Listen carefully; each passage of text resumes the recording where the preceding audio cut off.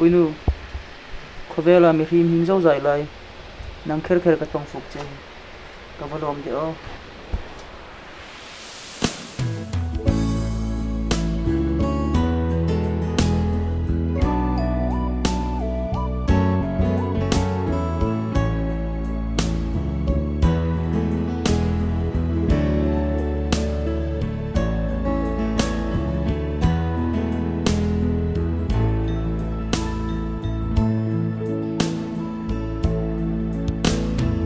Puinu nang ang wenga lo ngani Jing mi lai pi ngok thei ang pi mo Kumtluong Par mo ing Puinu na chei moi che